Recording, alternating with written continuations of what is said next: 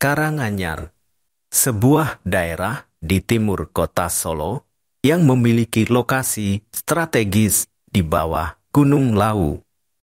Sebuah kota kecil dengan budaya santun dan ramah mencerminkan bagaimana pendidikan berperan dengan baik untuk pertumbuhan lintas generasi di kota ini.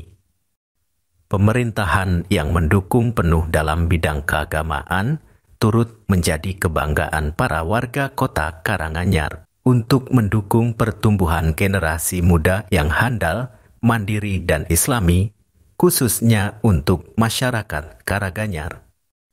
Kami persembahkan SMK Muhammadiyah 3 Karanganyar.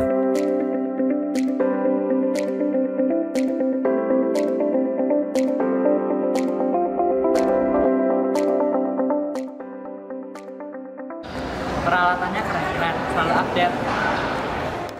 Banyak teman-teman perempuannya, jadi nyaman. Support sama anak muda. Fasilitasnya lengkap, mantap. Gedungnya banyak, jadi bisa fokus. SMK Muhammadiyah 3 Karanganyar, salah satu sekolah SMK di kota Karanganyar yang memiliki basis keislaman. Demi berperan untuk memberikan pendidikan yang tak hanya akademik, namun juga syarat dengan moral dan juga kedisiplinan serta cinta tanah air. Dengan memiliki 5 jurusan yang semuanya menjadi andalan, kompetitif, bertujuan agar tercipta ekosistem pendidikan yang selalu mengikuti perkembangan zaman dan selalu berlomba dengan prestasi.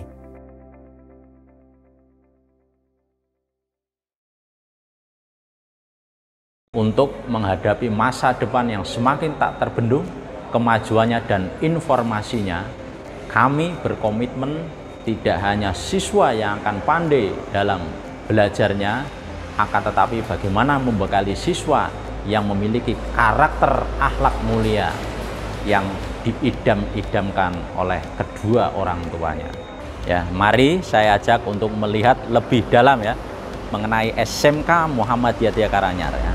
SMK Muhammadiyah 3 Karanganyar memiliki 5 jurusan yang semuanya unggul, tidak hanya 1 ataupun 2 saja, tapi 5-5-nya. Ya. Untuk itu kami support secara maksimal agar siswa kami dapat berprestasi ya, sesuai dengan bakat dan minatnya. SMK Muhammadiyah 3 Karanganyar memiliki 5 jurusan ya, bukan hanya 1 ataupun 2 saja yang unggul, namun ke-5-5-nya unggul semua. Untuk itu kami support secara optimal ya, agar siswa dan siswi dapat maksimal dalam berprestasi dan mengembangkan bakat dan minatnya sesuai dengan jurusannya. Ya, saat ini kami memiliki 5 jurusan. Ini yang pertama adalah teknik kendaraan ringan, yang kedua itu teknik sepeda motor, yang ketiga teknik bodi otomotif, dan yang keempat teknik elektronika industri, dan yang kelima adalah desain komunikasi visual.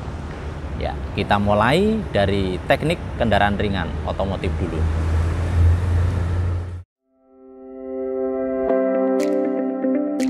TKR merupakan salah satu kompetensi keahlian di bidang teknik otomotif yang menekankan keahlian pada bidang penguasaan jasa, perawatan, dan perbaikan kendaraan ringan.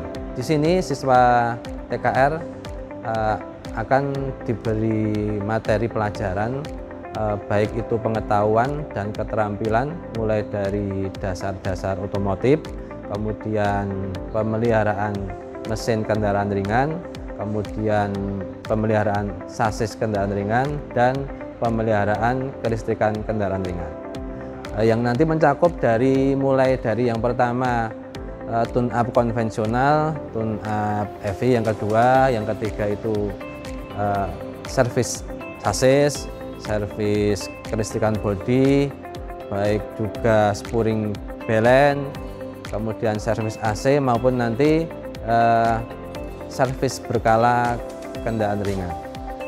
Di sini TKR siswa selain diberi materi untuk ke depan mendapatkan hard skill, juga kita di sini diberi kedisiplinan dan lain sebagainya yang akan membentuk soft skill, sehingga nanti ketika selesai di SMK siswa akan siap untuk terjun di dunia industri atau dunia usaha.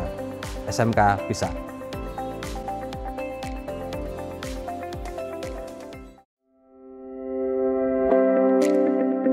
Teknik bodi otomotif adalah salah satu kompetensi keahlian di bawah naungan program keahlian otomotif. Teknik bodi otomotif sendiri menaungi tentang yang pertama itu perbaikan panel bodi otomotif, yang kedua pengecatan bodi otomotif, yang ketiga adalah kelistrikan bodi dan aksesoris, yang keempat adalah pemeliharaan dan perbaikan interior. Jadi itu adalah mata pelajaran yang diajarkan di teknik bodi otomotif. Selain itu kami juga menguatkan sisi budaya industri dari teknik bodi otomotif ini, sehingga anak ketika nanti lulus dia sudah siap bekerja sesuai dengan budaya industri yang ada. Dan yang diajarkan di sini biasanya kita bagi menjadi 4 pelajaran tadi. Yang pertama itu perbaikan panel bodi otomotif, meliputi 1. Perbaikan panel dengan metode palu dan doli. Yang kedua perbaikan panel dengan metode washer welder. Dan yang ketiga adalah penggantian dan perbaikan panel dengan metode cut joint menggunakan las CO2 atau MIG. Yang berikutnya adalah pengecatan bodi otomotif yang meliputi dari persiapan permukaan mulai dari primer, pendempulan, surfacer sampai ke pengecatan itu sendiri, color matching dan polish bodi otomotif. Itu untuk yang lebih umum terkait dengan bodi otomotif. Yang di sisi yang lain kita juga mengajarkan terkait dengan kelistrikan bodi dan aksesoris, yaitu terkait dengan apa saja kelistrikan bodi itu diajarkan dan diperbaiki nanti ketika terjadi perbaikan kendaraan. Dan yang terakhir adalah interior bodi otomotif. Di situ ada jok, ada plafon dan yang lain sebagainya yang terkait dengan interior bodi otomotif. Itu saya kira yang dapat kami sampaikan dari teknik bodi otomotif terkait dengan jurusan ini. Begitu. Saya kira cukup. Assalamualaikum warahmatullahi wabarakatuh.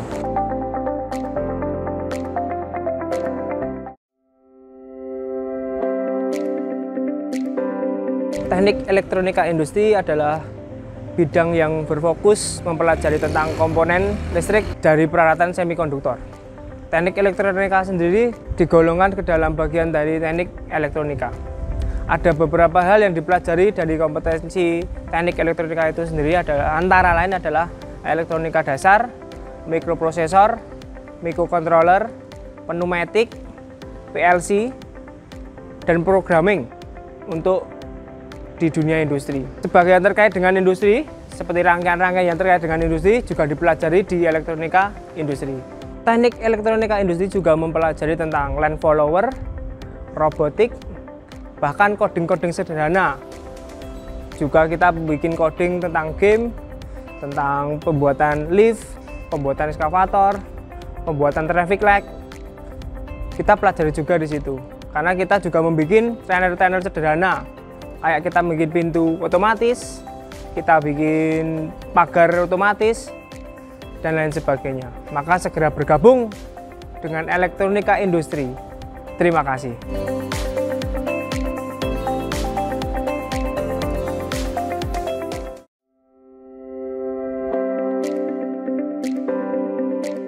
TSM adalah teknik sepeda motor yang bekerja sama dengan PT Astra Honda Motor yang berkaitan dengan perakitan, kemudian perbaikan serta perawatan sepeda motor yang meliputi di sana ada mesin, chassis, dan listrik. Sebelum mereka diberangkatkan ke Dudi untuk prakrin, magang maupun bekerja, siswa dibekali dan diuji sertifikasi setara dengan mekanik level 1.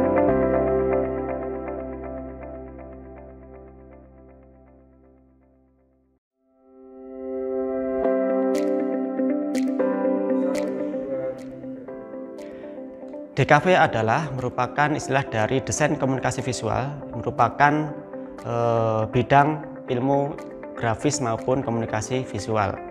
Di sini dari anak-anak akan dibekali dua aspek. Yang pertama adalah aspek soft skill, yang kedua adalah aspek hard skill.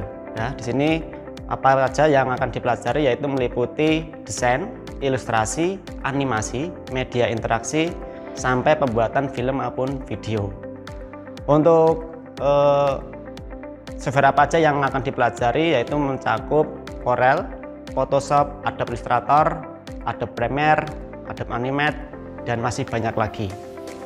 Ini juga dibekali mengenai bagaimana caranya untuk membuat produksi, yaitu produksi dari percetakan, meliputi juga cetak mug, cetak pin, cutting stiker, sablon, membuat MMT, edikat, dan masih banyak lagi.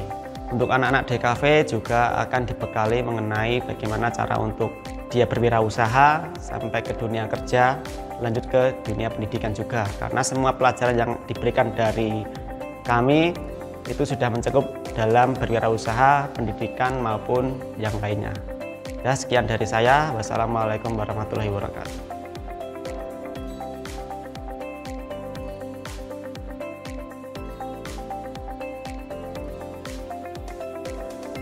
Tentu kami dalam meningkatkan kreativitas dan produktivitas siswa, ya kami tunjang dengan fasilitas yang memadai, yaitu bengkel berstandar industri, perpustakaan agar literasinya banyak, wawasannya luas, jasmaninya sehat dengan olahraga, dan yang utama adalah rohaninya berkarakter Islami. Nah, atas izin Allah Subhanahu wa ta'ala, kami berupaya semaksimal mungkin, ya, seoptimal mungkin untuk dapat mencetak generasi muda yang memiliki kemampuan dan skill, ya, sesuai dengan bidangnya dan dapat diandalkan, berwawasan, bertanggung jawab, berintegritas, tentunya Islami. Ya. Mari bergabung bersama SMK Muhammadiyah 3 Karanganyar.